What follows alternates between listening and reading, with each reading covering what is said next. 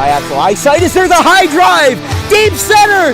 Go, go, go. We're out of here. We're out of here. Say ya, playa. Just like they drew it up in Hollywood. Caladros, the 3-2. All right, ladies and gentlemen, boys and girls, welcome to the Camden Athletic Complex for Game 3 of the Tri-County Baseball League quarterfinals between the Sewell Wolves and CHBR third base, the regular season champion. Kind of an abrupt start here from Camden. Actually, we're getting started 5 minutes ahead of schedule for the Wolves as Jack Norton, formerly of Gateway Regional, makes his first start in 2 years. No time to waste, though, as there's a ground ball out to short. Sezdowiecki's got it. Throw to first is in time. One pitch, one out for the Wolves. That's what we call a hot start right there. Wasting no time, getting yourself ahead early. As the Wolves trot out their starting nine, brought to you by Tommy D's Home Improvement. For the Wolves tonight, it's going to be Narwhal in left field, or excuse me, let's see here, I don't think we got the proper full lineup here.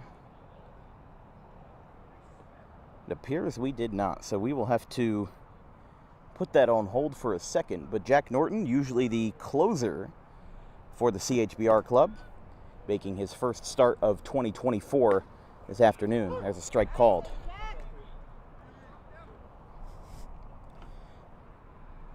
CHBR won game 1 of this series by a score of 6-1.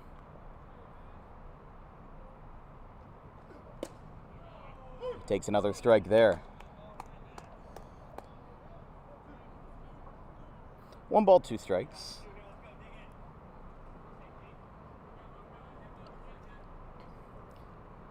But last night, in an 8-inning upset, Sewell beat CHBR 1-0.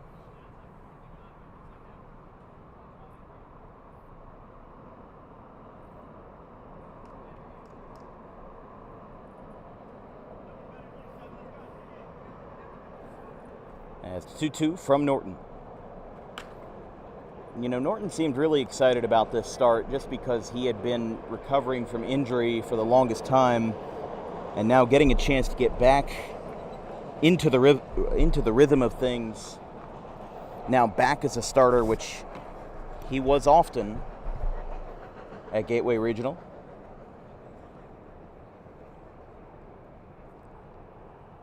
And a swing and a miss. He is retired and there's 2 away.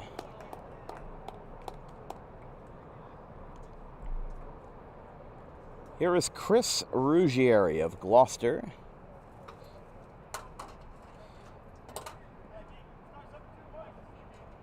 Now over at Rutgers Camden. So this is his usual home field, so not too much unusual scenery for Ruggieri.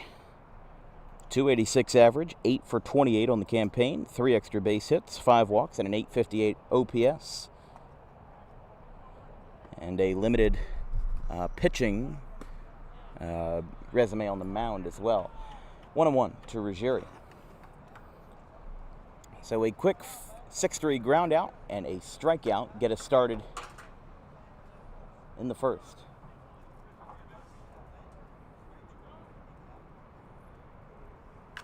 Fouls this one back and it's 1-2. CHBR in the regular season 18-4. They were the regular season champions and got the 1 seed. Sewell, probably the only upset of the qualifying round, took down in a 3-game series the Pine Barrens Phantoms to advance to the quarterfinals with a 7-14-1 record. And now they are 1 game away from potentially pulling off an even bigger upset in their first year as a franchise. One of the 2 expansion teams from this year, the other being the South Jersey Crew, which was eliminated in the first round by Washington Township. 2 outs and a strikeout for Jack Norton. And that is ball 4 as Ruggieri reaches first. And we have our first base runner of game 3. So here is the lefty, Christian Oveka. known for his fame over at Bishop Eustace, is to throw over to first, not in time. Oveka now at Division I Fordham University.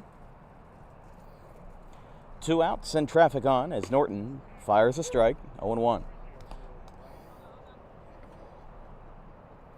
Oveka for the Wolves this year, 18 for 49, 1 home run, 4 extra base hits, and a .367 average, a .905 OPS. That one is fouled back onto the running track behind us.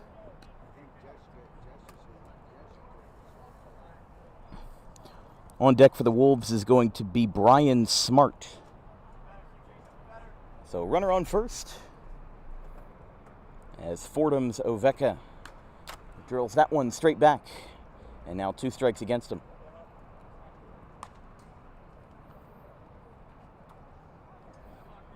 So Ruggieri on first, who survived a pickoff attempt.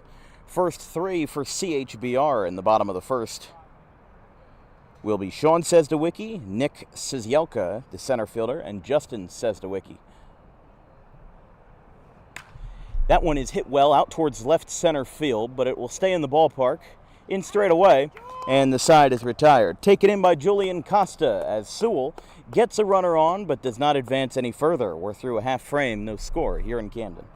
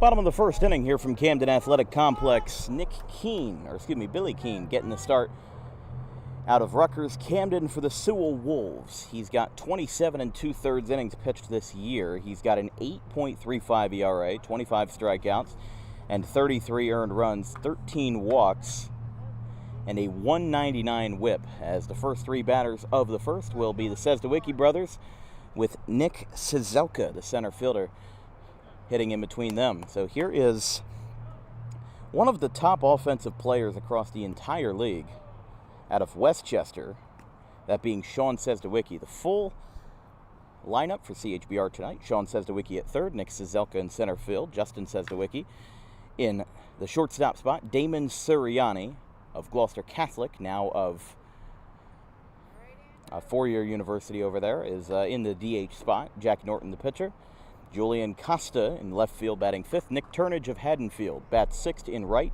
Josh Genove is the EH batting 7th. Zach Chabria is the first baseman batting 8th. John Rorick of Kingsway bats 9th at second base. And Bobby Woodward rounds out the order in the 10 spot for CHBR. But as we said, these guys 18-4 in the regular season campaign, now setting do-or-die Game 3 against a team that was 7-14-1 in the regular season. Safe at first base, excuse me. A tough play over at third, but not exactly giving it 110%. I mean, it was a high chopper in the infield, and with Sesdewicki having that nice speed, that allowed pretty easily.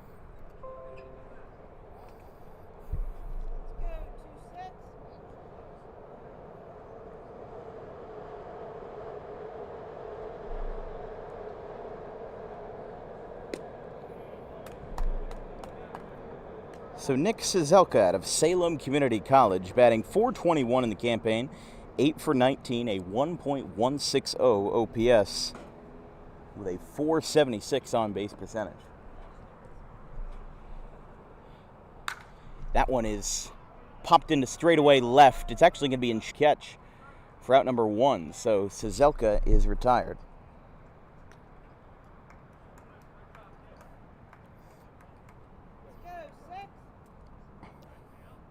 So the Sesdewicki brothers look to drive in each other here as Justin Sesdewicki grabs a bat in the 3 spot.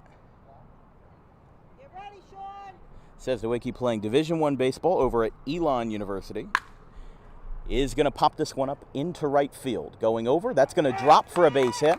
That moves his brother Sean to third, and a base hit for Justin Sesdewicki sets the stage for a good at-bat for Damon Suriani in the cleanup spot. We were just going to say Justin Sesdewicki having probably one of the best seasons of any Tri-County player this year, 30 for 75. That was his 31st hit of the season, a .400 average, 1.132 OPS with 7 stolen bases and a .465 on-base percentage. Here's Damon Suriani.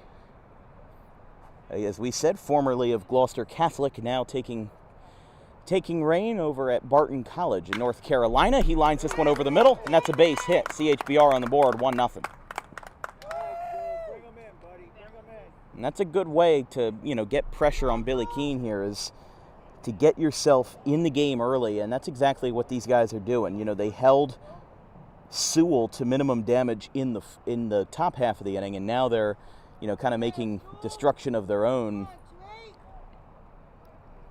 in the bottom half of the frame. Here's Julian Costa. Costa of Westchester University is going to tap this one foul over towards the Wolves dugout. Don't forget our next broadcast, weather permitting, of course, because things were not pretty today, and this game had to be moved to the Camden Athletic Complex because of the poor weather that struck South Jersey earlier this afternoon. The Washington Township Grizzlies and Washington Township Senators and the South Jersey Grizzlies squaring up in a potential Game 3 on Thursday night.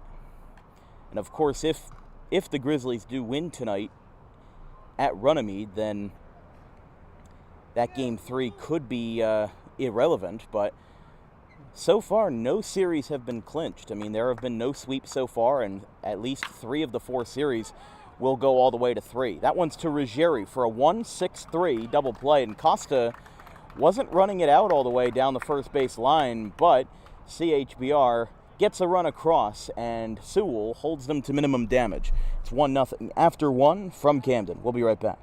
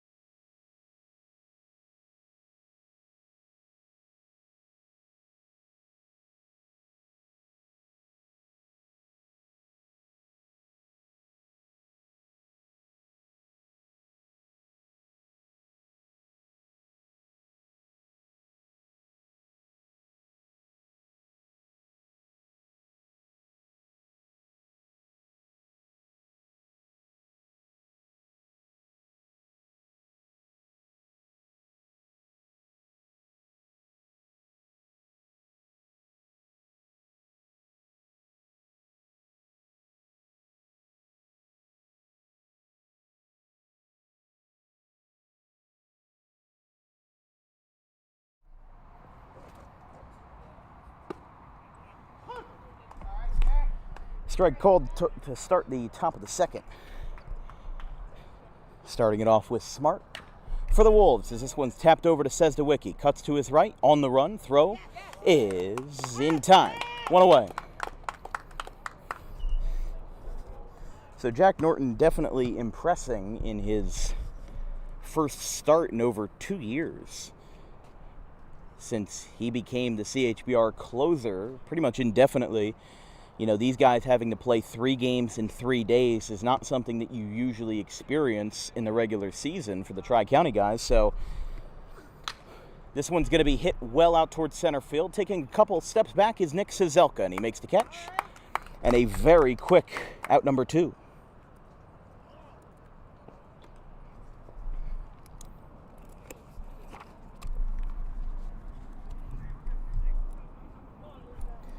CHBR will lead off the bottom of the second with a 1-0 lead, and Nick Turnage getting the start. Turnage, Genove, and Chabria, the first 3 to bat for the third base club in the bottom half of the second. There's the 0-1. Fires that one outside.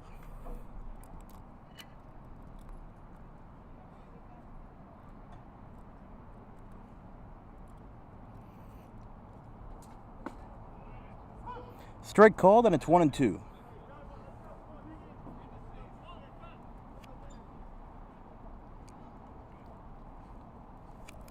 For Marinucci, the 7-hitter, and Norton picks up another strikeout. He's got 2 Ks across 2 frames, and we're already through 1.5 here in Camden. It is 1-0 CHBR.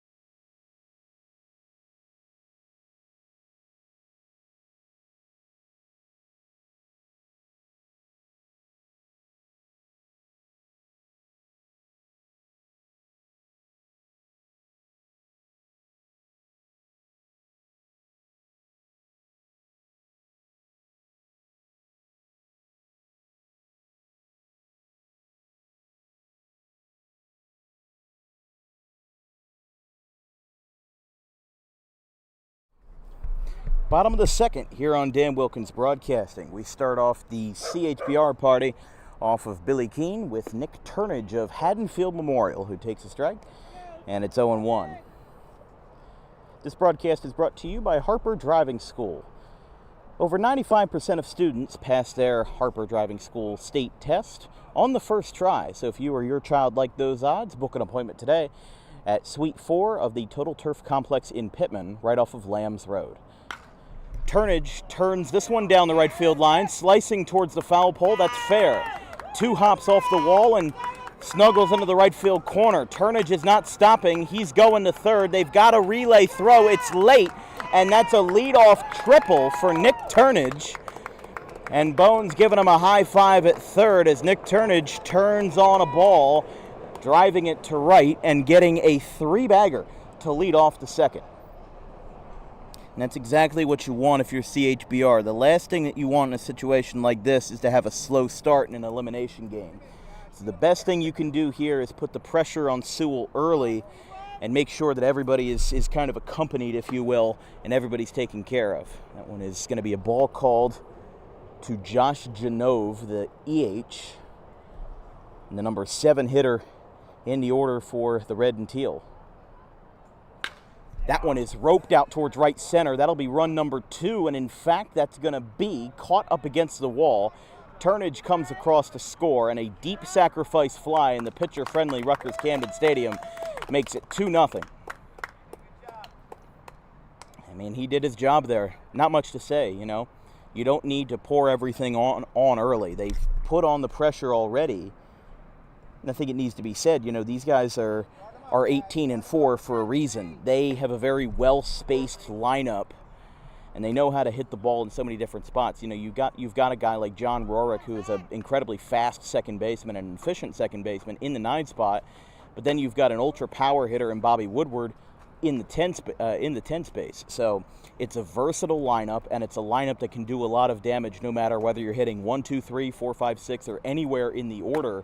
These guys can do damage anywhere. You could probably take 5 guys off the team and still have an above 500 Tri-County club. You know, these players all ricochet off of each other, and they make for a great stacked lineup because of it. And not to mention that they're doing really well right now with Jack Norton getting his first start in over 2 years. The fact that he is seeming like he never missed a beat is a great thing to see for CHBR. That one hits off of the glove of Keene, and it will trickle into center field for a base hit. He will take a big turn and hold up at first as Rorick of Kingsway Regional gets an at-bat, with Bobby Woodward on deck. So if you're just joining us, a triple, a sac fly to deep center, and a base hit by John Rorick have been the stories of the second, as CHBR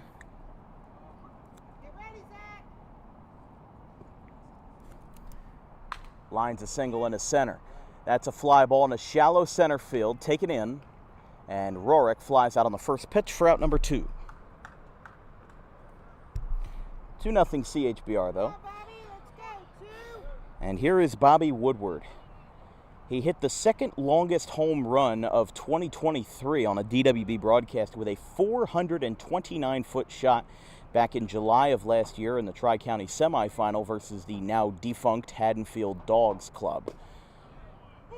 Hit one over this was at Folk Field in Cherry Hill, hit one over the parking lot and into the adjacent parking lot of the Cherry Hill Township, like City Hall, if you will, or the municipal offices, whatever you want to call it. I mean, we were setting up that night in a 100-degree weather game, and he hit one directly over the booth and about 50 feet over the fence. So this guy can definitely hit for power, and in a heavily pitcher-friendly ballpark with a 404 distance to center, and not to mention the fact that you also have that wind from the river, from the Delaware River, almost constantly blowing in. I mean, we did 9-10 Rutgers-Camden College games here in the spring, and as a whole, only saw 3 home runs. That one's a bullet in the left center field. That will drop for a base hit. CHBR gets the second, Woodward gets the first, and now the lineup gets to turn back over to the top for the first of 2, says the Wiki brothers. That'll be Sean getting the at-bat here.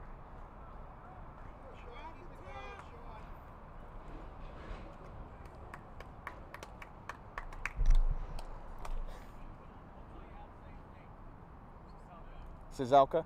All right, so I had it right the first time. I knew you would have corrected me if I was wrong. Sean says the Wiki grabs a bat here after the base hit by Woodward. That one's a line drive into left field for a base hit. This one's going to bring the courtesy runner around third as there's a bobble in left. Throw comes into third. Runner scores, and CHBR puts up another. It is 3-0. RBI double off the bat of Says the Wiki. He is 2 for 2 tonight. And CHBR now advances their motion again with a 2 spot here in the second and potential for more.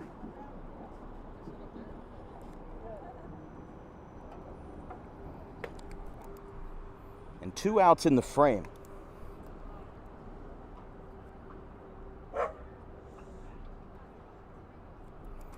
So here is Nick Suzelka, the center fielder and lefty who flew out to left his first time. Swings and misses at that one away. I mean, this is one of those situations where it's deja vu of the first. Like Jerry Hill could have put up a couple more runs than they did in the first, but then Costa grounded out into that kind of unenthusiastic double play. And now these guys are in another situation where they could blow this game wide open in the second, but you've got 2 outs and 2 on. It's kind of a high-risk, high-reward situation. If you strike out, you still scored 2 runs, but you kind of go back to the dugout thinking, well, what happens if those 2 runners come across, if Sewell and Woodward get around to score? You know, you're talking about a whole different situation here. And this is from a series where, you know, you had an upset in Game 2. A lot of people expected CHBR to sweep Sewell. But at the current moment, no series have been sweeps. We saw a handful of sweeps last year in the Tri-County playoffs, and now this year has been a lot more balanced and a lot more competitive. That one is popped up high in the air down the third base line. This one's going to go out of, it is going to stay in play. I got fooled, and the side is retired. CHBR puts up a couple more, but they have now left 4 base runners on across 2 frames. They lead 3-0 after 2 here in Camden. We'll be right back.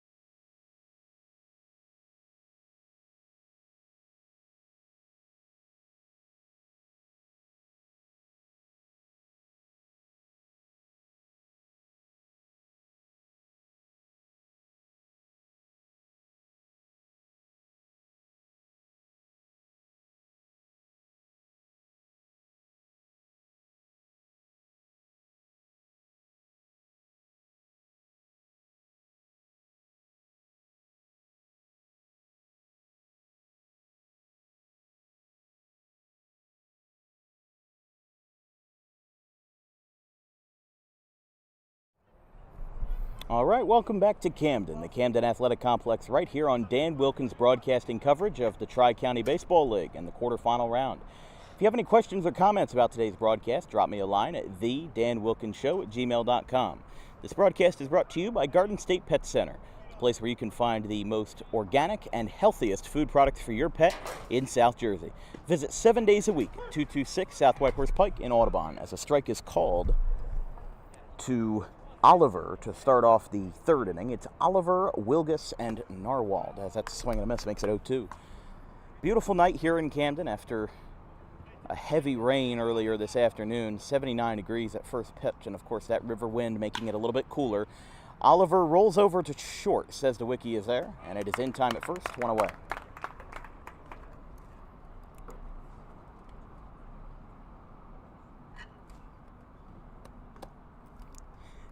And also, all commercials you see tonight on Dan Wilkins Broadcasting are edited, recorded, produced, and filmed by me. I'm an 18-year-old rising freshman at RCSJ Gloucester, formerly Gloucester County College, and I do this to try to advance my career and build a resume. If you're interested in getting in on the advertising game and advertising your small business in front of over 60,000 annual viewers, you can drop me a line at thedanwilkinsshow@gmail.com for an advertising flyer with pricing and information. Your commercial is filmed on site and filmed shown at least once in all of our 150 plus broadcasts per year. But we're always trying to get more small businesses in on the game because we ourselves are a small business. I usually have a producer and a cameraman with me, and I'm a little short-staffed tonight, but all help, of course, is appreciated. All funds go towards my college fund and towards equipment expenses and travel costs, as we travel a lot to keep South Jersey athletics free and accessible to everyone on YouTube. Wilgus with a swing and a miss. We go back to the top of the order for Narwhal, for Sewell, in the top of the third. High tapper out towards the third base line. It's going to drop in foul territory, and Woodward puts the brakes on it. Jack Norton in his first start in over 2 years. Right now, no hits surrendered.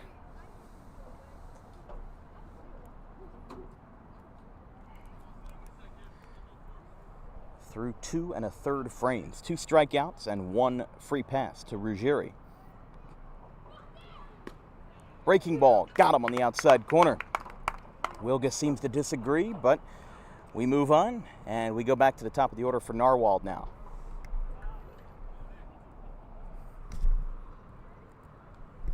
(3-0) CHBR here in the top of the second. They got 2 runs home on a sac fly to center field and an RBI single off the bat of Justin Sesdewicki, who is 2 for 2 on the young evening. Although I will say, for a game that started at 6:25, the fact that we're in the top of the third inning after 31 minutes of play is a stark change from what we've seen in the past couple of games. Although Tri-County does seem to run relatively fast, just because the pitchers and the infielders and the batters are used to working with the pitch clock, especially those that are in the Division I, Division II, or Division III scene. You know, if you're working JUCO or NAIA, that's a little different, but you know, those that are playing college baseball are used to having those faster games. And also they're used to playing 9 innings instead of 7, but it's kind of a hybrid of the two. Count is 2-1 from Norton. Fires that one outside, 3-1 to Narwhal. On deck will be Gembo for the Wolves. Gemberling, the center fielder.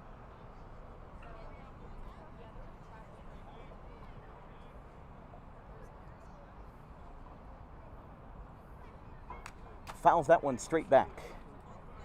And no flinches from the fans in attendance. And the count is 3-2.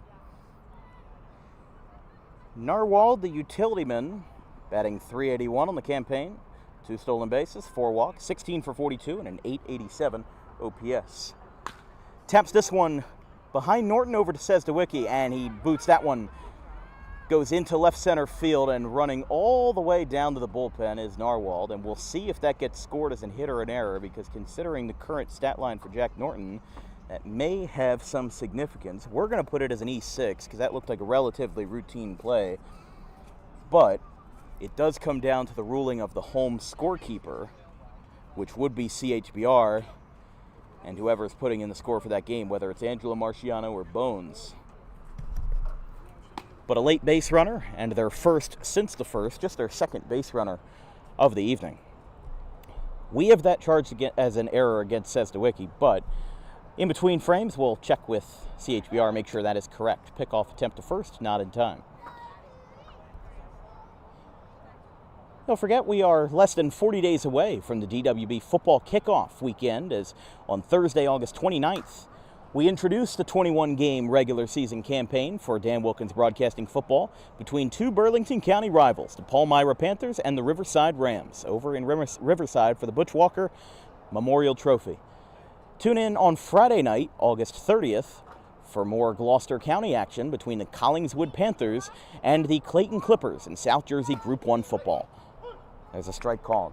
And of course, you can find our entire football schedule in the pinned post on our Instagram at DW Broadcasting and the pinned post on our Twitter/X, also at DW Broadcasting.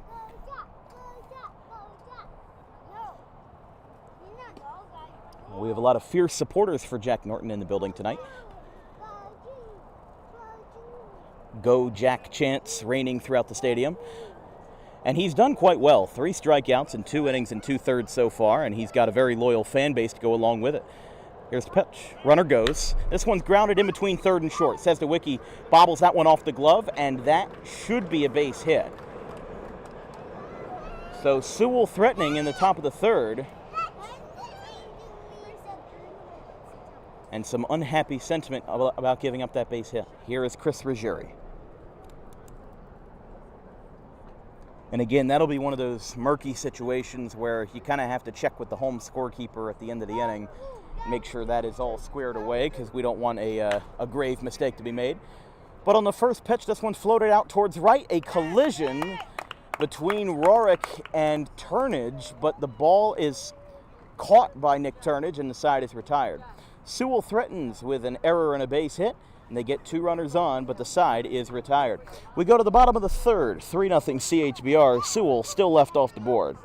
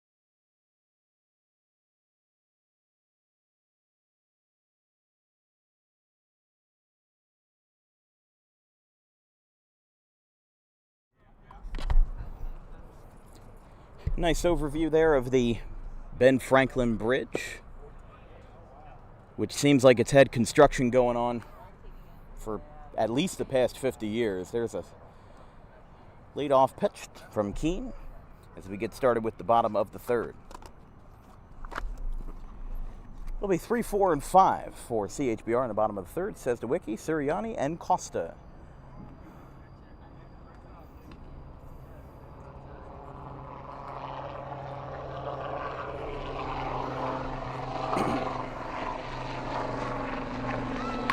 That one is roped into center field. This one's got some distance on it, and diving in center field, he makes the catch. Beautiful play in center, and he seems to get up on his own accord. Maybe he fell a little awkwardly, but he appears to be okay. Great play in center by Gemberling for out number 1. And that's exactly what you need as a clubhouse or as a dugout when you're down in a game like this where it's do or die, to kind of turn the momentum around a little bit. You might be down by a couple runs now, but you look back at that catch in center field, and you're going to see some people with some high hopes. So I wouldn't be surprised if that ends up, maybe not completely turning the tide, but at least getting some smiles on the faces of those guys in the infield. That one is ruled foul. As there is the Sewell manager, Ryan Austin, in the dugout. In that classy Blue Jays cap. Seems like these guys just have one dress code. If you can wear a blue cap, then you're all good. And that's what we go with in the Summer League. Anything flies. That one is away.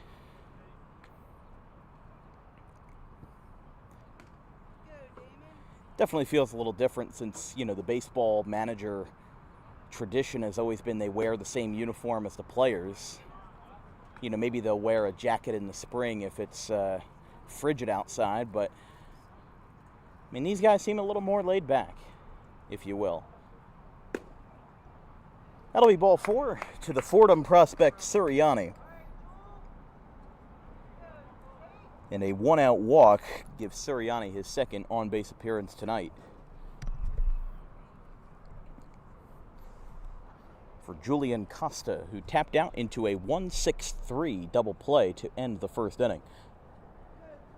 And he's got the former Bulldog Nick Turnage on deck. 1 away, 1 runner on. Here's the pitch, outside. Ryan Austin exiting the dugout. He was on the top step earlier, but now just taking a stroll down the first base line. Think he's getting ready for a mound visit if necessary.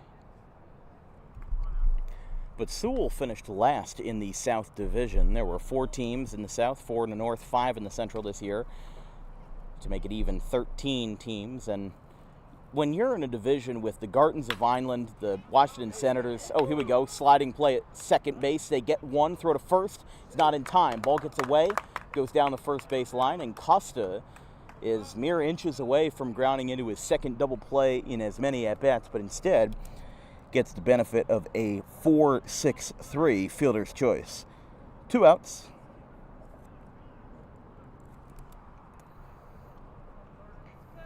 And this brings up Turnage, who tripled to right field his first time. Keene looks over and pitch. Fastball ripped in between third and short. That's a base hit in the left. Nick Turnage goes 2 for 2 with a triple and a single. And these guys are really in the motion now as he's got 2 runners on and 2 away.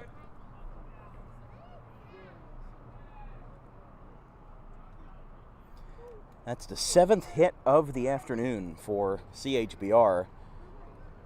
And we did confirm with the home scorekeeper that the first play on Sesdawicki was an E6 and the second was a base hit. So Norton does not have a no-hit bid at the moment, or anymore. We had a situation last week in the the qualifying round at Burlington Township versus the Gartons of Vineland, where we had thought that a play in the infield was scored as an error, meaning that the pitcher at the time, Danny Kerr, had a no-hit bid going, but we called the league coordinator, Bill Kohut, who was at the game, got him in touch with the home scorekeeper and said, do you know if that play is a hit or an error? And he said it was a hit, so we went back on our word, and time is called for a quick meeting here between Keene and his catcher.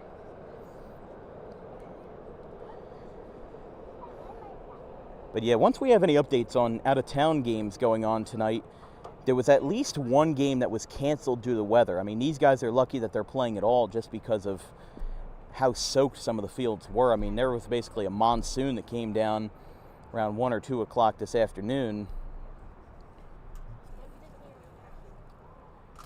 So the fact that the skies have cleared up and has allowed for some early evening baseball has it's been a real blessing. I mean, there were talks that one of the games were actually going to be scheduled for a doubleheader. There was going to be a 6:30 game and then an 8:30 game, but the city basically said, we don't want you out here that late.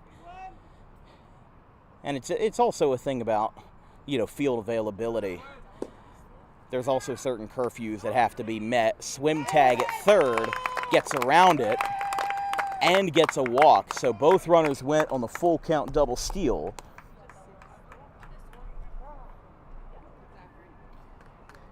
And now Genove gets the free pass. He flew out in his last at-bat, now gets a free pass to load the bases. Costa on third, Turnage on second, Genove on first, as the bases are loaded for CHBR.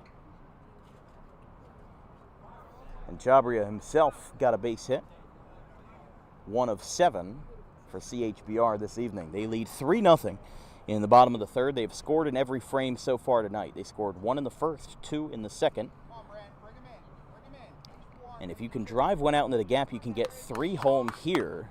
I mean, CHBR is not the number 1 speed option in the lineup, but he certainly can get you a couple RBIs. And especially with this wide open outfield, these guys are pretty evenly spaced apart, slightly shifted towards right center.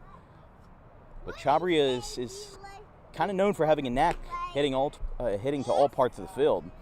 So wouldn't shock me too much if he can slice one the other way.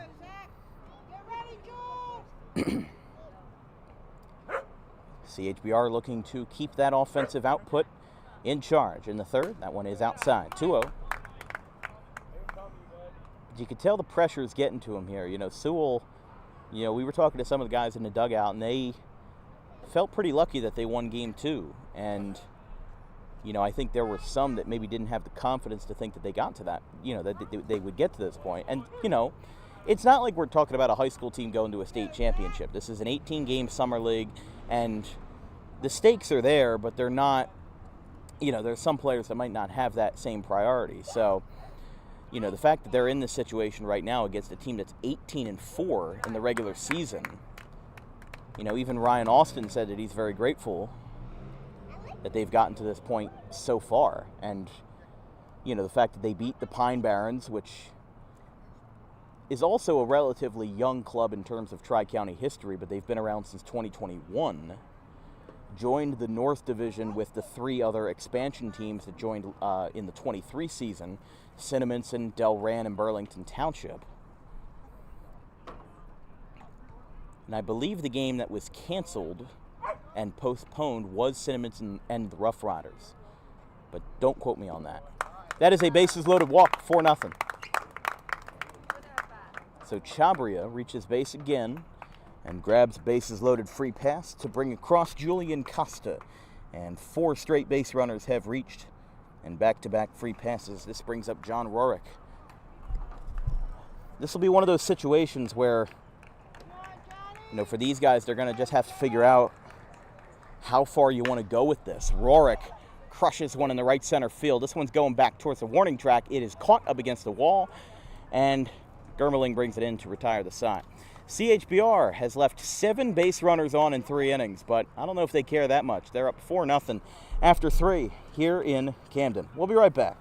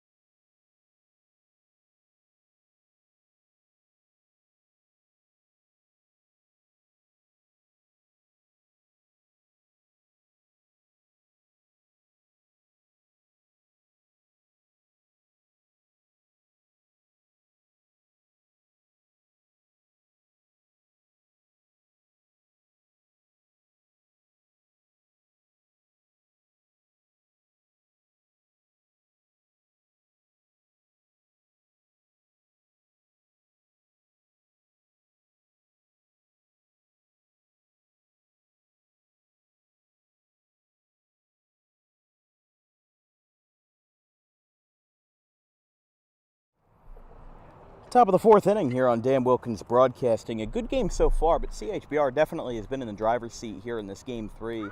Sewell just had a kind of mid-game pep talk in the dugout, with head coach Ryan Austin and, the rest of their organization. They kind of huddled in the back of the dugout, and I didn't hear what they said, and I'm not going to say what they said because I didn't hear it, but they, kind of gave their affirmations and hopefully some good cheer as they're going to try to get back into this game in the top of the 4th inning. They trail 4-0, and the silver lining of tonight has been that CHBR has left a lot of stones unturned. They have left 7 runners on base in the first 3 frames, 1 on in the first, 2 on in the second, and 3 runners on. They left the bases loaded, or I apologize, 2 on in the first, 2 on in the second, and 3 in the third. So, it's a lot of missed opportunities, but you also are leading 4-0. It's not like you left 7 base runners on and you have no runs. It would be a much bigger and much more important deal if you were off the board and losing with so many base runners left on. Fordham's Christian Oveka, formerly of Bishop Eustace, is at the dish with Smart and Marks on deck. Oveka flew out to straightaway left his first time.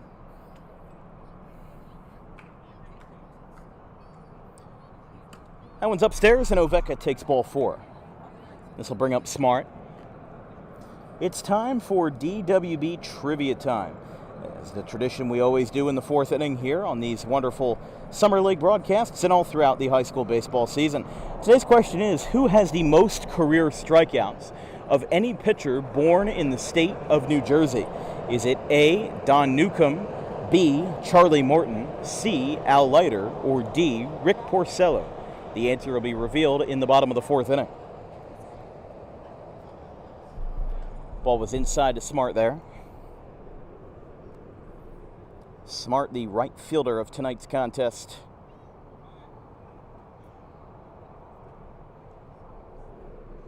Grounded out to short his first time, batting .393, 11 for 28, with a .902 OPS in his campaign for the Wolves. Got a nice sunset going over in left center field. I mean, this is always a picturesque ballpark, and I see it all the time on these baseball social media accounts. They always give praise to Rutgers Camden. And, I mean, do I miss Campbell's Field? Yes. But the fact that this has become, you know, very community-centered stadium that, for the most part, has been very well kept. You know, the fact that they hold the Camden County Tournament here, so many summer league games can be held, and you know, that reality is a lot more difficult if Campbell's Field is still standing. You know, we can just walk right through the gates. I could set up right behind home plate. You know, if Campbell's Field was still around, you still got to find a parking spot, and you still got, I mean, it explains itself, but it would be a lot more difficult of a situation. So the fact that they still built a baseball field on the plot of land, because there were talks about Campbell's Field being demolished and no athletic complex replacing it. It was just going to be, you know, Rutgers Camden was going to play wherever they end up building a new stadium, and, you know, they were going to build like a giant parking lot in the place of the stadium, because you've got the hotels around, you've got the offices, but they went with the right decision. That one's fouled back. Now, is parking in Camden still a hassle? 100%. I mean, you know, there's dirt bikes that fly down the road that aren't even street legal, but yet you can still get a parking ticket for a permit space that you have no other choice to park in. So there's still work to be done, but it doesn't mean that progress hasn't been made. Smart is out swinging, and here is Marks. So a walk and a strikeout. Norton with strikeout number 4. He has struck out one batter exactly in every single inning tonight. Marks takes outside. The two-time Division III, or I should say Junior College Division III national champion out of RCSJ Gloucester. Redshirted as a freshman, but it still counts. Coming back, or potentially coming back for a third season in 2025. Runner goes. That one is outside. Woodward had a misstep, and the runner gets on the miscue. So a stolen base for Christian Oveka. Puts a runner in scoring position for the Wolves. Andrew Marks batting .313, 15 for 48, 5 walks, 2 extra base hits, 6 ribbies, and a .731 OPS. Here's the pitch. That one is outside. But the best thing for Sewell here is to dig into the fact that Norton is by trade a closer. He hasn't started a game in over 2 years, and he's trying to get back into the rhythm of things. So if you can at least set off a series of events that make him uncomfortable, then you can open up that door. You know, the 4-0 lead can be anything, but it is still a very playable ball game at this moment. It's not like we're talking about a 4-0 game with 2 outs in the top of the 7th. You know, you still have a good amount of time to work with. And the lights have turned on here at Rutgers Camden. So we'll be playing into the night tonight as Marks swings and misses. I was a little surprised, though. These guys ended up starting 5 minutes before scheduled first pitch. We were slated for 6:30, ended up actually starting at 6:24. So right now we are still within the 1 hour mark, which is a good sign for pace of play. Norton with a swing and a miss. And he picks up his 5th strikeout of the evening, 2 away. Here is Luca Marinelli. Marinelli also struck out. Marinucci struck out in his only appearance. Marinucci of Eastern University, batting .226, 7 for 31, 9 walks, and a .641 OPS. Swings and misses on the breaking ball, 0-1.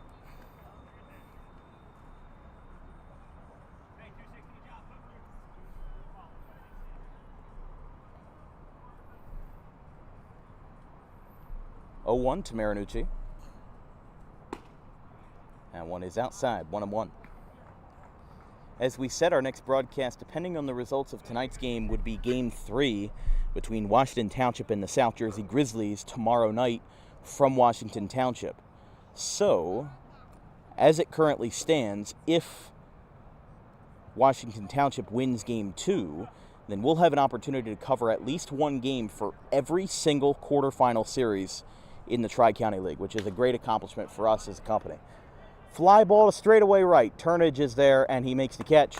And Sewell gets stranded again. Oveka steals second base and is left right there as we go to the bottom of the fourth.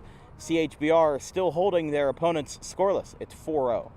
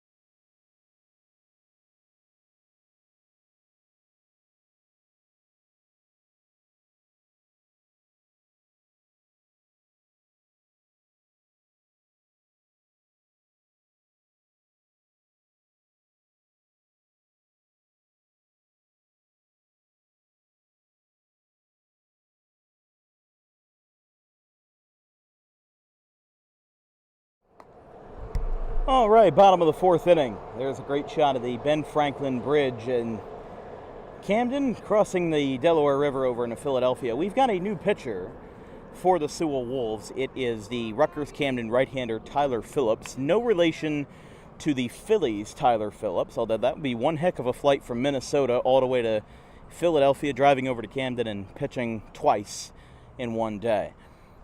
Tyler Phillips, though, the non-Phillies Phillips, is posting a 3.65 ERA, 7 2/3 of an inning, as this one is lined by Woodward to third for a base hit. That's one of those situations where you do not have much to do there. It ends up just eating you up. And it's not really much of his fault that he bobbled it, just an unfortunate situation. And Woodward singles for the second time tonight. This brings us back to the top of the order for Justin Sesdewicki. It's time for DWB Trivia Time. The question that we posed in the top of the fourth inning was, who has the most career strikeouts of any New Jersey-born pitcher? Any pitcher born in the state of New Jersey. Was it A, Don Newcomb, B, Charlie Morton, C, Al Leiter, or D, Rick Porcello? That one is a strike called. And I usually ask my producer for a guess, but our chair is empty tonight, so we'll just say that the answer is B, Charlie Morton. Born up in Morristown in central/North Jersey. That's going to be a base hit for Sesdewicki. Morton passed Al Leiter, who went to Central Regional High School in Manahawkin. He passed that title just 14 days ago. 2 weeks ago, he passed him with 1,977 strikeouts. Leiter finished his career in 2002 with 1,977 strikeouts. Don Newcomb finished outside of the top 10 in New Jersey all time, but he did win a Cy Young in 1955. So that's why he's more of a notable name. That one's popped out for out number 2. And then, of course, Rick Porcello, the 2016 Cy Young Award winner for the Boston Red Sox.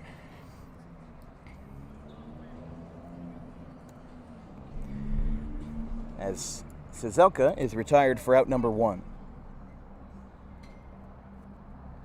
So back-to-back singles and a fly ball into center field. Playable, and the runners retreat for out number 2. Well, for Phillips, a guy that's not particularly known for velocity, the fact that he's able to control his pitch as well is definitely a plus.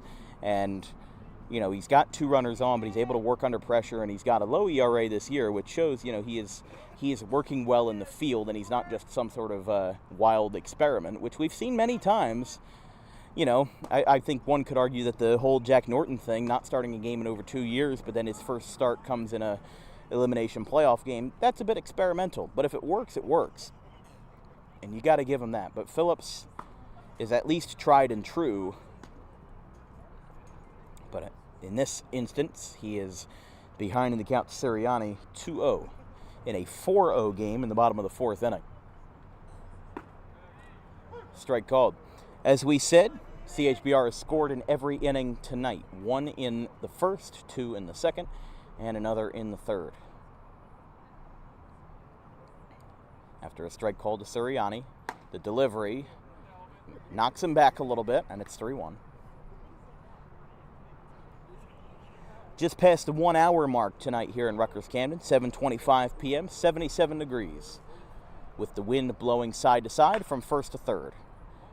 That one is out towards short. Ruggieri with a sliding stop, and he does not have a play. Sirianni reaches on a base hit, and that is hit number 10 for CHBR tonight as, Sesdewicki. Justin Sesdewicki gets aboard with a single. And Sirianni, who had an RBI single in the first and also walked, is at the dish.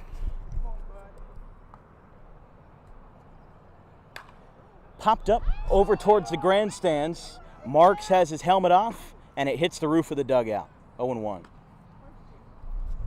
Here's what we're looking at right now for the TCBL Tri-County Baseball League bracket at the current moment. That's what we've got right there. Those are your 4 series. CHBR and Sewell is what you're watching right now. CHP and Gardens went to a Game 3. Rough Riders beat the Reds last night to advance to a Game 3, and then Washington Township and the South Jersey Grizzlies are apparently in their Game 2 right now.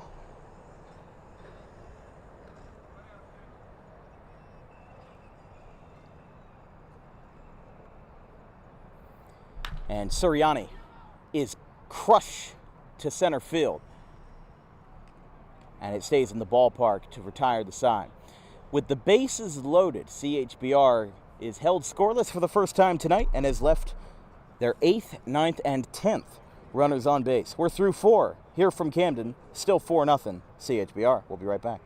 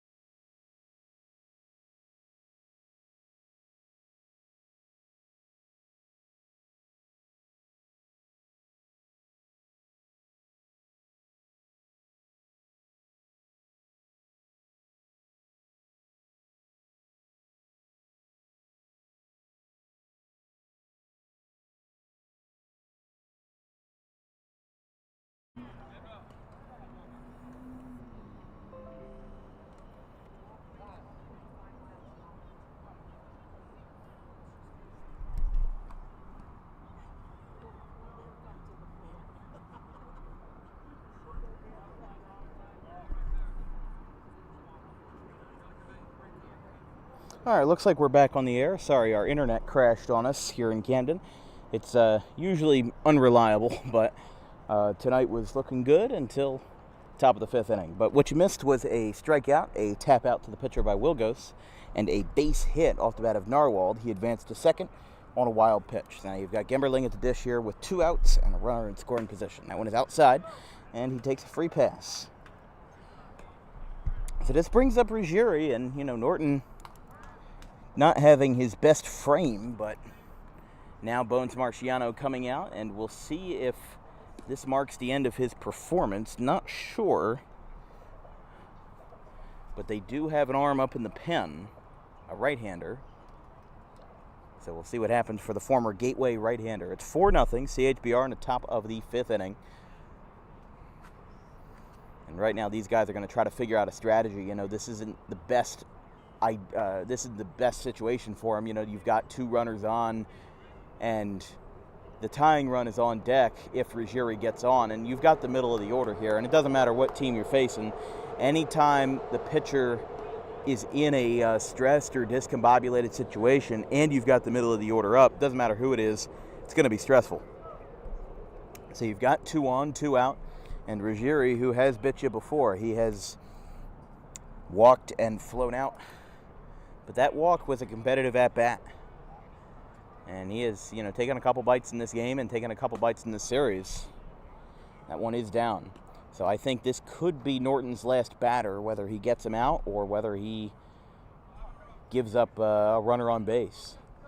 So this at-bat for Ruggieri is pivotal in the momentum of this game. Here's the pitch. Down at the knees, 2-0. I mean, for Norton, he's just got to take a deep breath here. He's been great all night. 6 strikeouts in 4 2/3 innings as a ball just came in from the bullpen down the left field line. And whoever was down there was threw a wild pitch or something, but... Oh, tough call there, and he pump fake back to first.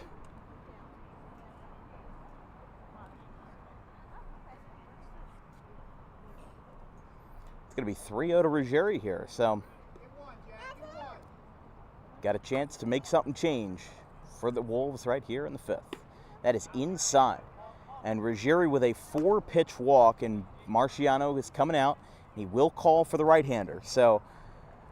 A great night for Jack Norton as he has held the Wolves to no runs, but there is something over the horizon as he has walked Ruggieri on a 4-pitch at-bat, and that'll be all for him tonight. So 4 2/3 innings, 6 strikeouts, pair of walks, and a good start overall for somebody who has not started a game in 2+ years. Now that he has transitioned from the closer to the starter, definitely a sign in the right direction, as we've got a pitching change here in the top of the 5th inning. Still 4-0 CHBR. We'll be right back.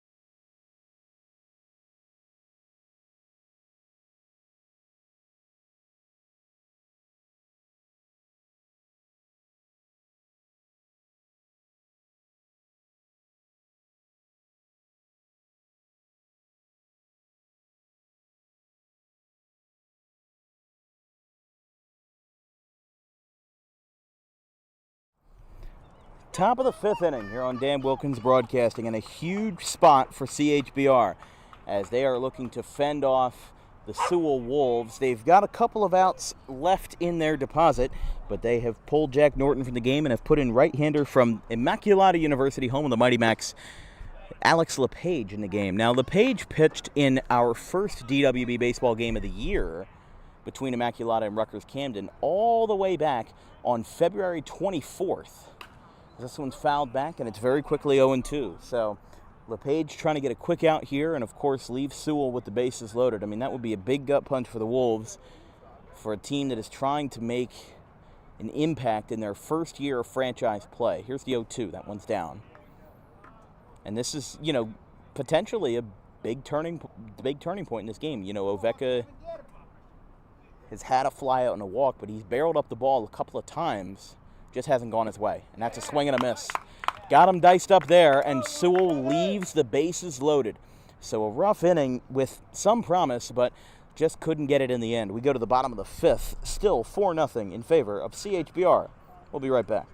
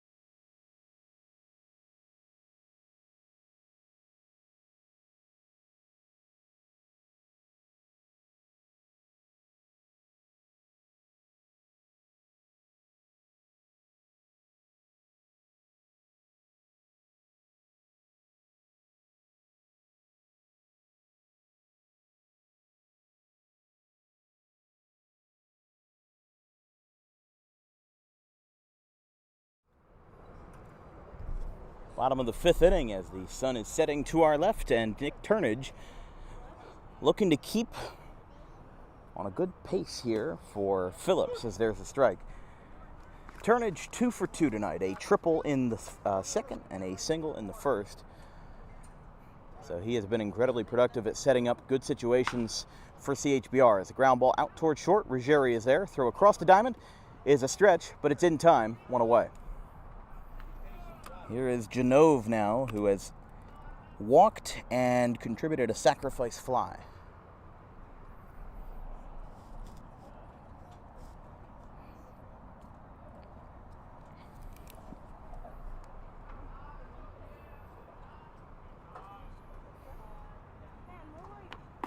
Swing and a miss. Phillips seems like one of those pitchers where, you just saw that swing from Genove there. He was swinging like it was a 90-mile-per-hour fastball, but his timing was a little off because he hasn't faced this guy before. And Phillips can be a little deceptive like that, where he doesn't have the velocity to blow anybody away, but he certainly has the control to where it makes an impact either way. These guys can't really barrel up the ball that well against him, which is why his ERA is so low and not the lowest in the league by any means, but a very respectable 3.5. So he has held his own, as a long service pitcher who has been able to, make plays like that, and while keeping the velocity relatively the same. As long as they don't barrel it up, you'll be good to go. You saw it there with Turnage, a guy who's barreled up Keene twice tonight for a triple and a single, got him to ground out to short. That is tapped. Looks like it hit off of Genove. And he stays alive to keep the count full.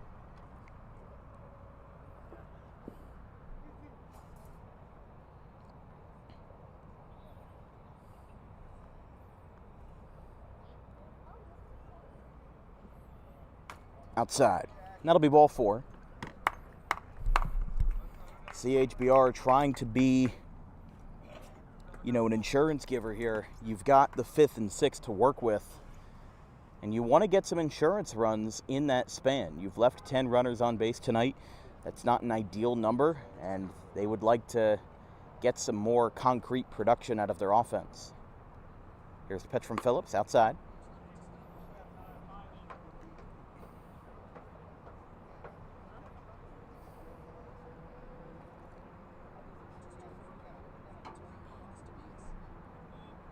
That is a balk against Phillips. So he'll get down there, and he'll get in scoring position there. That was called right away by the second base umpire. And that allows Genove to advance to second freely.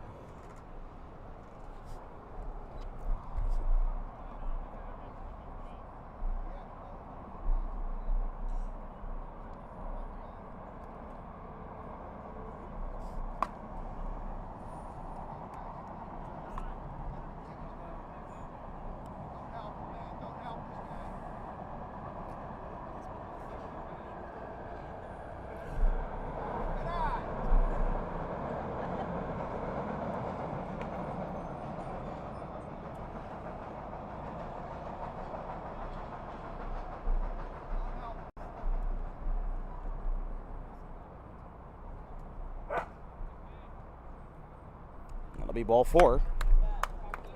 So that occupies first base in CHBR. Now putting the pressure on with a quick infield meeting here after back-to-back free passes for John Rorick.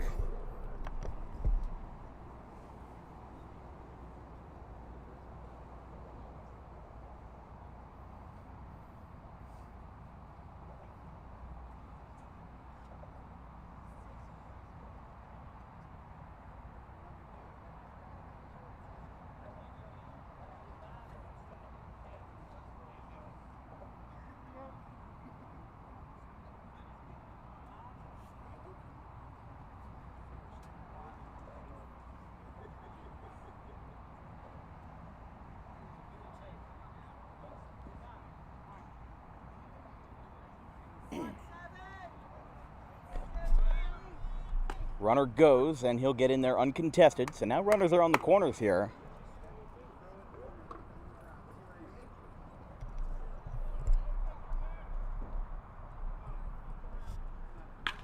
Ground ball over the middle. That goes into center field, and that will get the run home. So CHBR gets an RBI single off the bat of Rorick, and it is 5-0. It's a good piece of hitting there. You know, they're keeping the party going, getting Genove home, moving the runner over, and, you know, for a guy that was 0 for 3 up until this point, or excuse me, 0 for 2 until this point with 2 flyouts, was finally able to barrel up a ball for a base hit. Here's Woodward. Gets jammed, but pokes it down the right field line, and a hair foul.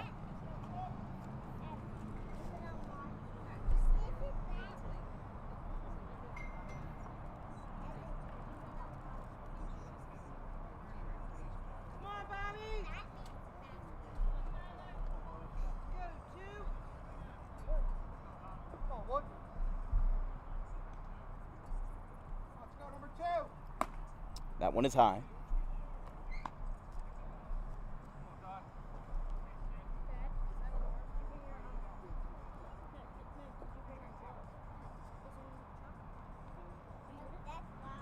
That is a rocket in the left field for a base hit. That will load the bases. And still nothing yet from Ryan Austin. But with one away here in the 5th, puts the pressure on.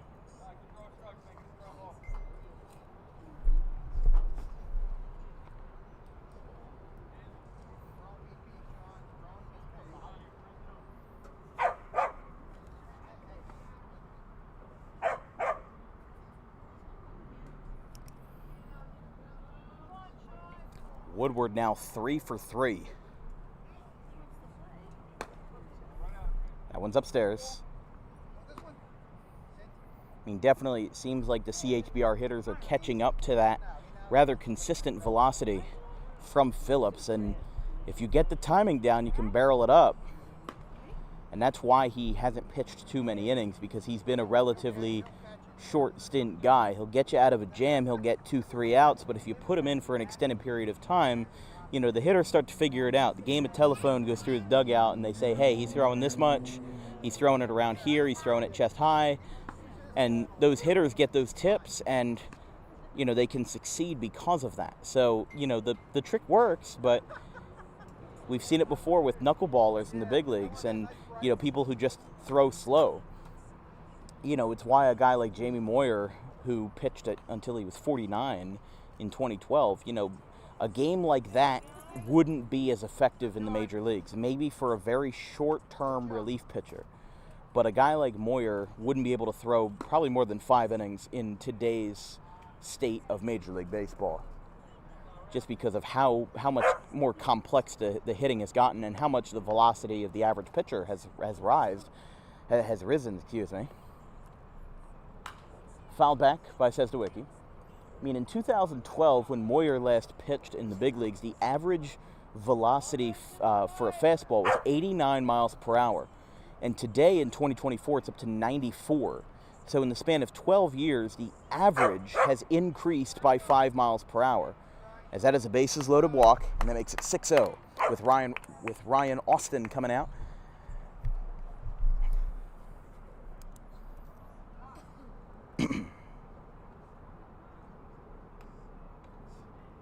Scoring is CHBR, and Sewell has reached base all 4 times tonight. They'll have a pitching change, and they're going to bring on a new fella for the bottom of the 5th to get these last 2 outs and get out of the jam. A 2 spot for CHBR as the Wolves trail 6-0.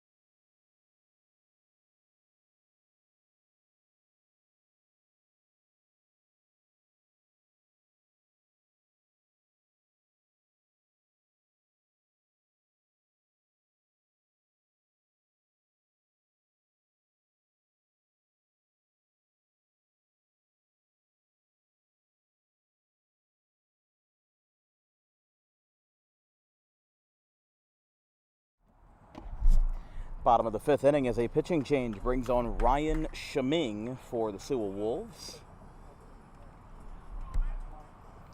After 2 bases-loaded walks, has made it a 6-0 game in favor of CHBR.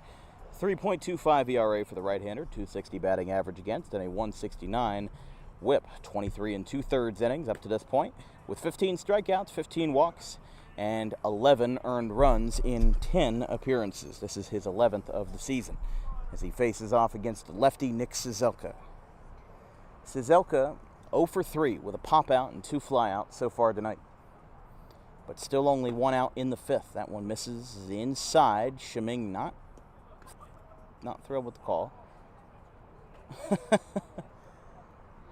Kind of gave a sarcastic look there, if you will. But this inning's been pretty favorable to CHBR. A ground out, 2 walks, an RBI single, another single by Woodward, and another bases-loaded walk by Sewell. Outside. And Shiming taking off his glove briefly there and taking his time to get back to the hill. Shiming with 25 hits allowed in 23 2/3 innings, trying to get the last 2 outs of the 5th and turn the lineup over to Sewell with another bases-loaded walk, and it is 7-0. I mean, definitely for CHBR, I think that last night's events were maybe somewhat of a wake-up call, because they were heavily favored against a first-year franchise that went 7-14-1, and the fact that they had 3 fewer losses than CHBR had wins, they had 3 fewer losses than CHBR had. 7 losses for Sewell. 7 wins for Sewell, 4 losses for CHBR, if you can catch my drift there, just not wording it right. Fouled it back. to Sewell after bases loaded walk by Cizelka. As a part of a 3-run inning that has had 4 walks to Janove Chabria, Sean Sewell, and Nick Cizelka. And 2 bases loaded walks in this frame. I mean, the hope is for Sewell, you don't want this game to kind of unravel. You don't want it to get out of hand.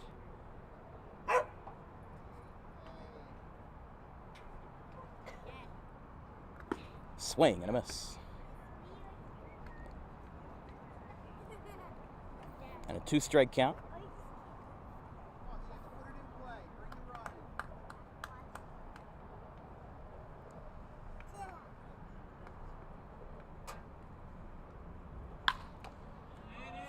Fly into center field. That's going to drop, and it's going to get past everyone.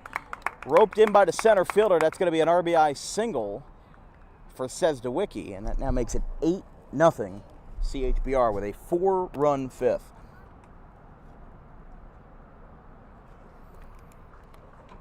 As he is now the 7th straight base runner to get on. As we said, 4 walks and 3 singles, 2 of them for RBI. As this brings up Sirianni now.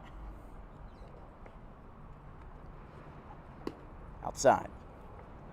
This broadcast is brought to you by Vincent's Lawn Care. With the summer heating up, make sure that your grass in the front, back, or wherever is taken care of with Vincent Vogt. Give him a call today at 609-413-0403 for service weekly, bi-weekly, or just any time. Fouled back onto Delaware Ave, and that one is probably hitting somebody's truck out in the street. It's 1-1.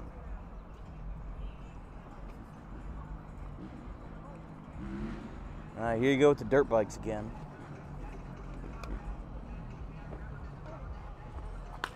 That one is hit out towards left field. That's going to drop for a base hit, and it's going to get over to left fielder's head. That will bring home Sewell. It'll bring home Cizelka, and Damon Sirianni makes it double digits with a 2-run double. It's 10-zip. And still only 1 out. And this brings up Costa now.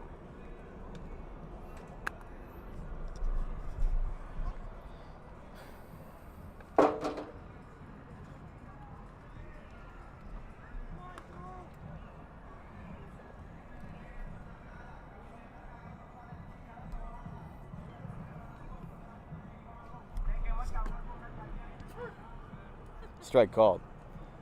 Again, just don't understand. I said it before, but I just still don't understand the logic of how when Rutgers Camden was playing here in the spring, in February, March, April, there were so many fans who got parking tickets. Oh, that one goes into right field for a base hit. That's going to go down the right field line. It went past Oveka's glove, and that's going to bring home 2 runs on an RBI double by Julian Costa. It is 12-0. As now a 8-run inning. How about that? I mean, this has just been not good by any sense of the word. As back-to-back 2-run doubles bring up Turnage, who started out the bottom half of this inning. The strike is called. I mean, this game has just unraveled so fast and so quickly, almost exponentially. But like we were saying earlier, you know, there were so many Rutgers Camden parents who were attending games to watch their kids play, and then they got parking tickets when there was no parking lot anywhere close to the stadium that wasn't a permit lot, and you kind of had to park illegally in order to watch the game.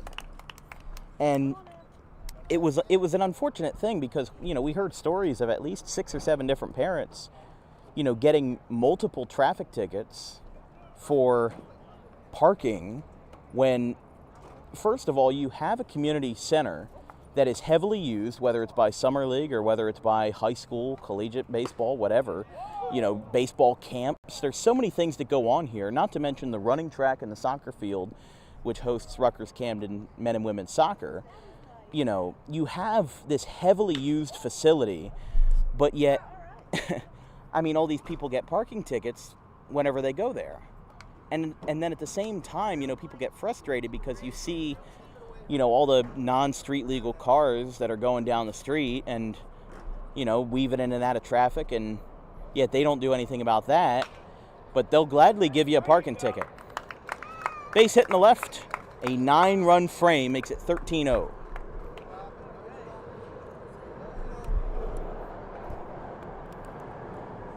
Turnage now 3 for 4 as Genove bats with 2 away here in the bottom of the 5th.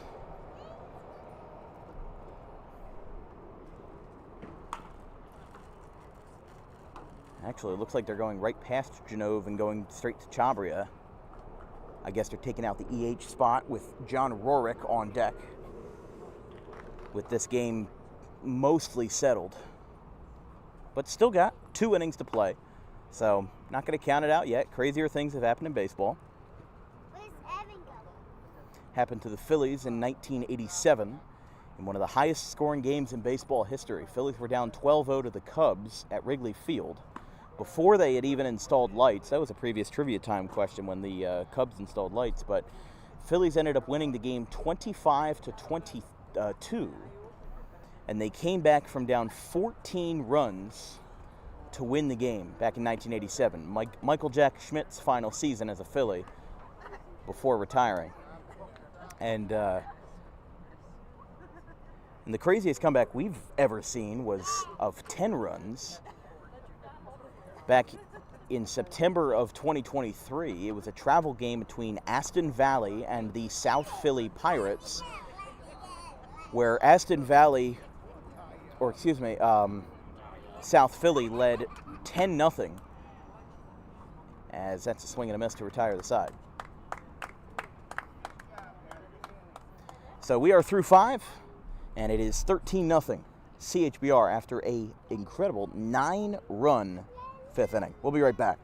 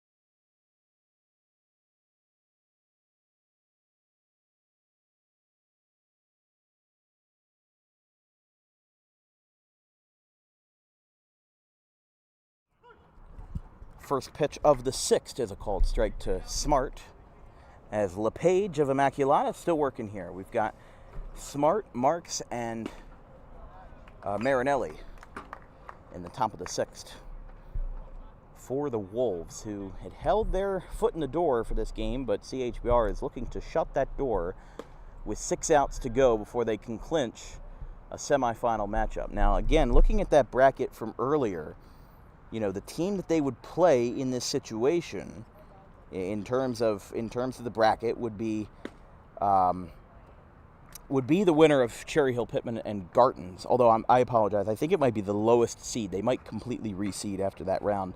But those are the other 3 series: CHP, Gartons, Rough Riders, Reds, and Senators, Grizzlies. Fly ball to right, And Smart is retired on the can of corn, 1 away. So here is Andrew Marks of RCSJ Gloucester, 2-time Division III national champion. Flew out to center and struck out so far tonight.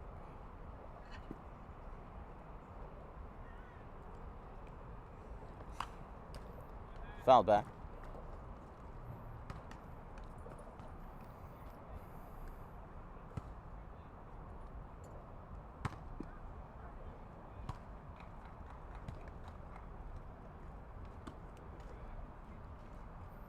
That one is low to Marks.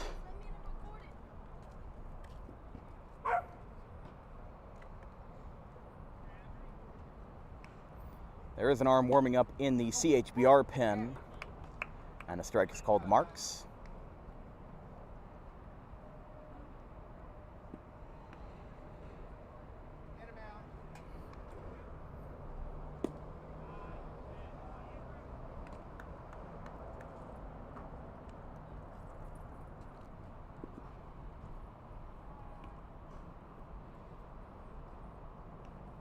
Swing and a miss. Marks goes down on strikes for the second time tonight, and there's 2 away for Luca Marinelli. He struck out and flew out to right, 0 for 2 tonight. All of Sewell's offensive production has been from the 1 through 4 hitters. There is a combined 0 for, 0 for 18 between the 5, 6, 7, 8, and 9 hitters. Of course, the 5 and 6 guys who flew out and struck out for their 3rd appearance of the night. And of course the 7, 8, 9 who have appeared twice. But that's something that makes or breaks ball games. And, you know, we talk about top-heavy lineups a lot, and it plays a big role for sure. You know, part of the hardship that goes with building a baseball team is building a well-rounded lineup. And sometimes you have to play with the hand that you're given. And if you don't get a lineup that can consistently get you hits and on-base appearances in those middle to lower parts of the lineup, sometimes you're just out of luck. Sewell is 3 outs away from elimination, but we go to the bottom of the 6th as CHBR looks to tack on a couple more runs. They lead 13-0.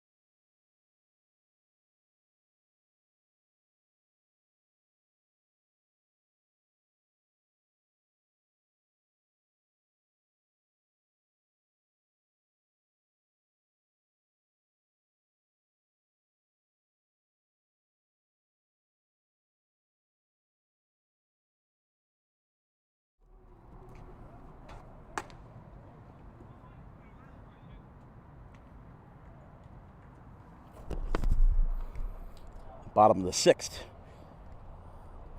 New pitcher for the Wolves tonight will be Michael O'Rourke, formerly of Williamstown, now of Eastern University.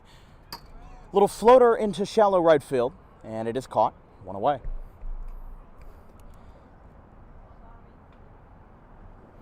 So Sewell goes down in the 6th inning. They will bat Oliver, Wilgus, and Narwhal, 8, 9, and 1, to start the 7th as Rourke pops out.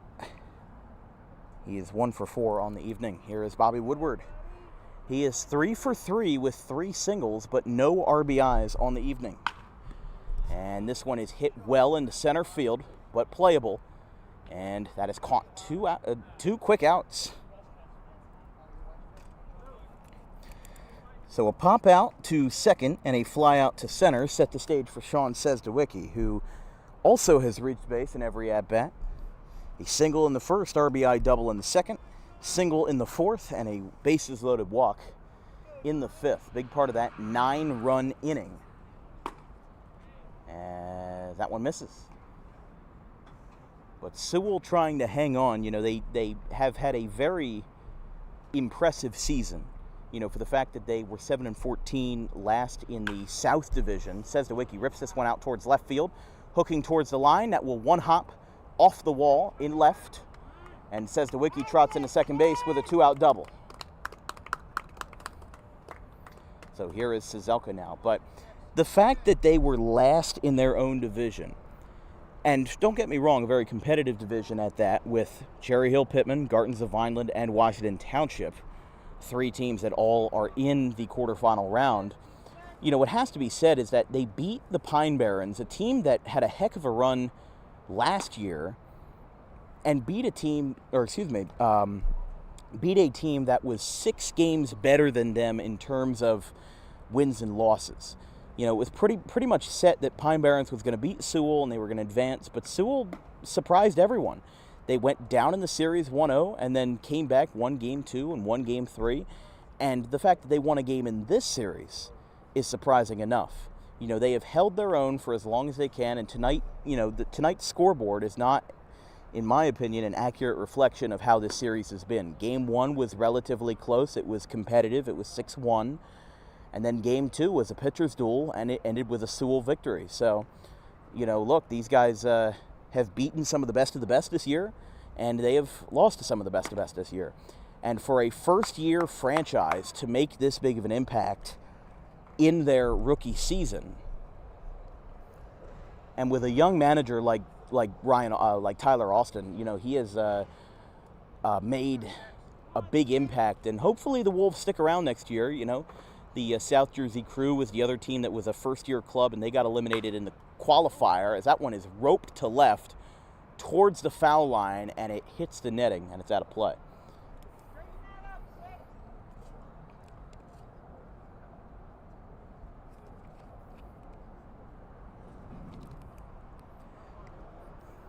So this being the Wolves' 4th pitcher of the evening, getting started with their starter, Billy Keene.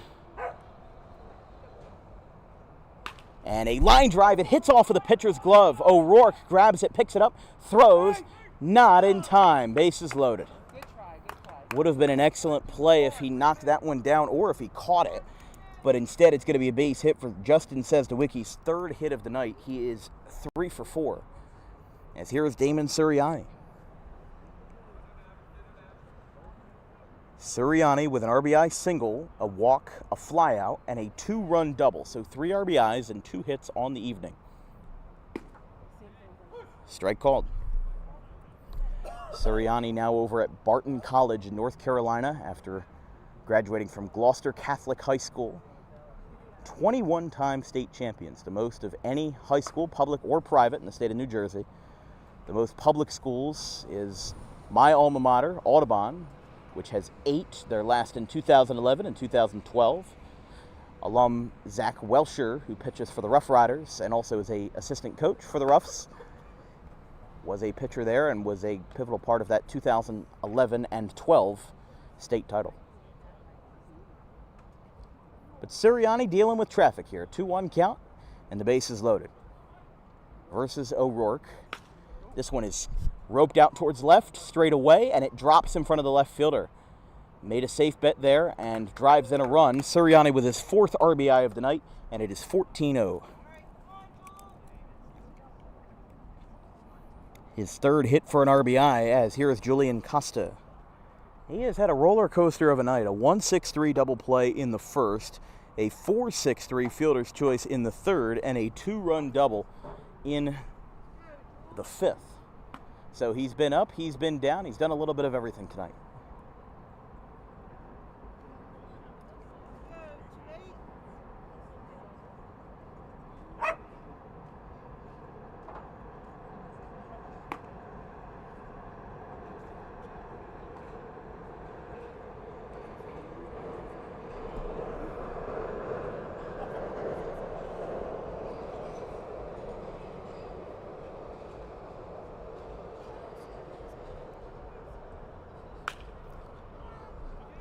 Popped into left center. It is caught and the side is retired. CHBR scores 1 and they lead 14-0 going to the top of the 7th. Sewell looking for 2 touchdowns and 2 extra points to get back into this one here in Game 3. We'll be right back.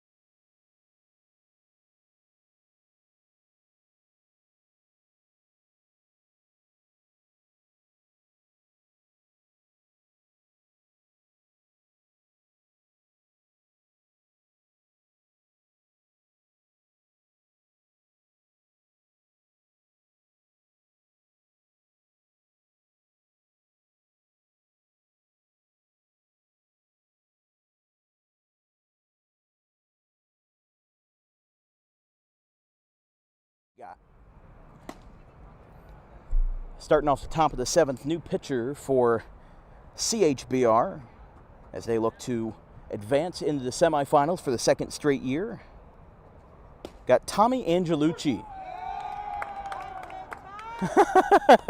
That's a nice cheer from the dugout there for Angelucci, the right-hander out of Gwynedd Mercy. Pickley, the pinch hitter. Angelucci with a 1.58 ERA in 13 1/3 innings, 10 appearances, 21 Ks, and 11 walks, a 1.43 whip, and a very nice 167 batting average against. That one goes to the backstop. So Pickley is hitting for Oliver.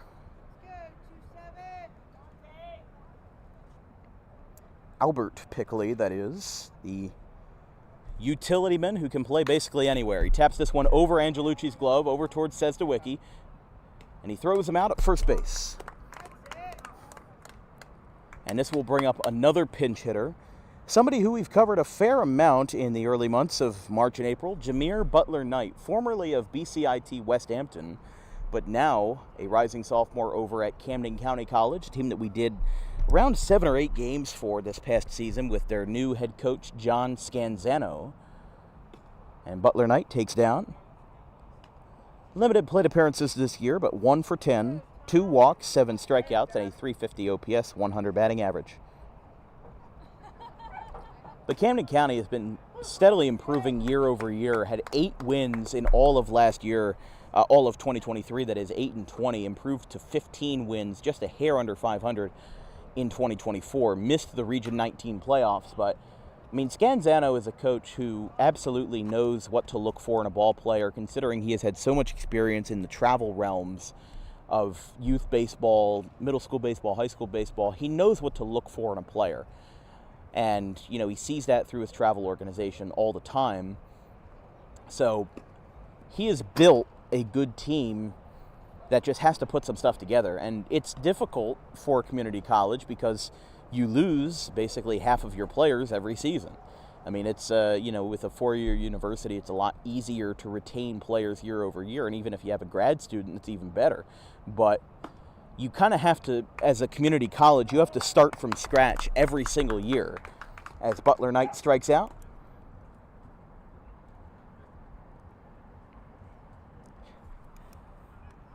The 8th strikeout as a staff for CHBR tonight in their 3rd pitcher.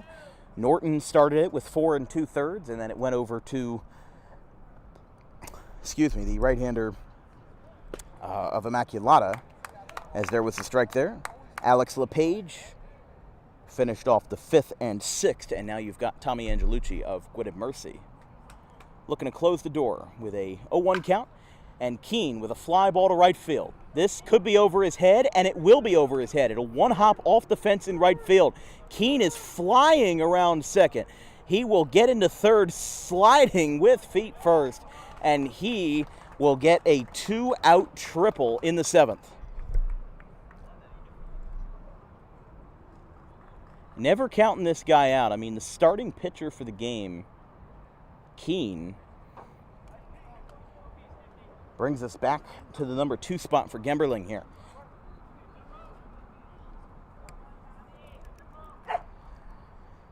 Angelucci throws a slider for a strike, and it's 0-1. Don't forget, depending on the result of tonight's game between Washington Township and South Jersey Grizzlies, our next broadcast will be same time tomorrow at 6 o'clock from Washington Township between the Senators and the Grizzlies for a do-or-die Game 3. And that means we will have covered all 4 Tri-County Baseball League quarterfinal matchups.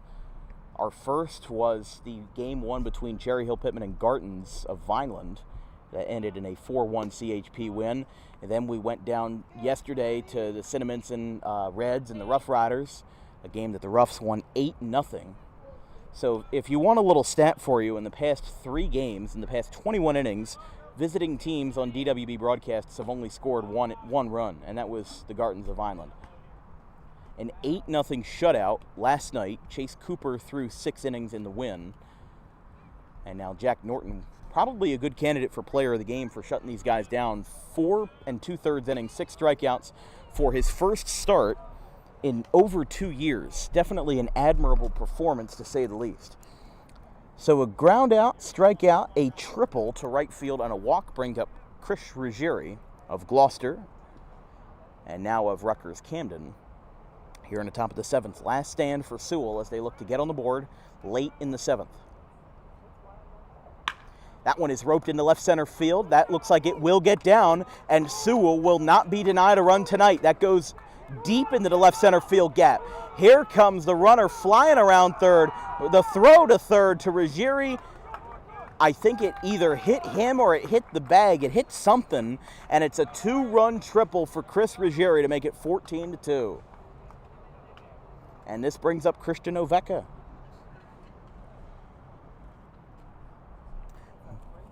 Not getting denied tonight, and the second triple of the inning for Chris Ruggieri, who follows up Billy Keene's triple as well. Ruggieri with 2 walks, a flyout, and a triple makes it 14-2. Here is the Eustis alum Christian Oveka. There's a strike. As Angelucci loses his cap, wind picking up a little bit in the nighttime hours.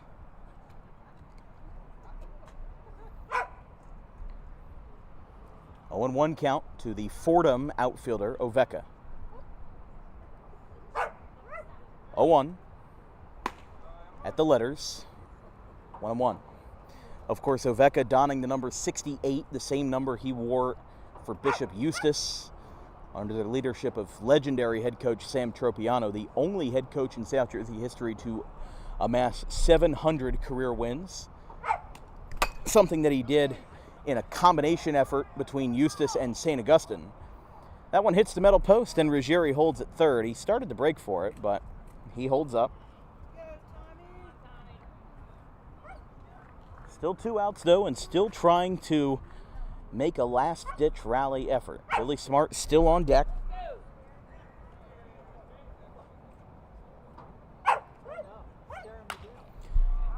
Popped up out of play.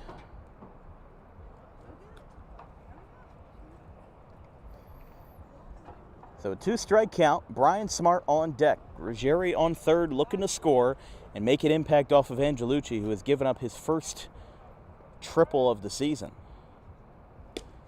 Fires that one away, and Oveka stays alive for another pitch. 3 balls, 2 strikes, 2 outs, 14-2 in favor of CHBR.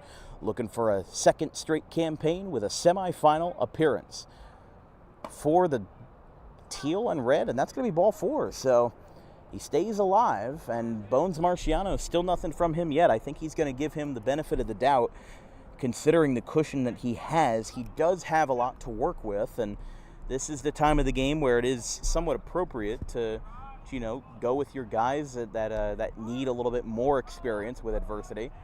That's going to be a balk that scores Ruggieri. So Oveka advances to second, and it's 14-3.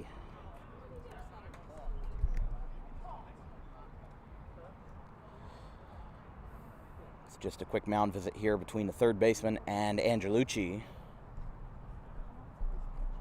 as this game has kind of come to a screeching halt in the last 10 minutes. But 4 straight base runners have gotten on. I mean, a very quick 2 outs to start the 7th.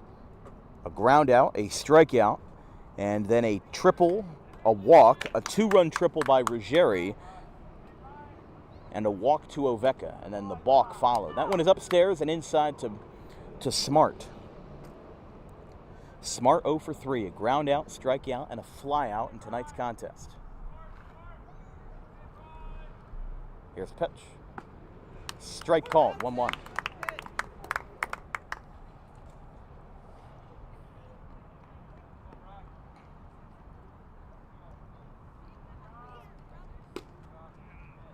Strike called, and it is 1-2.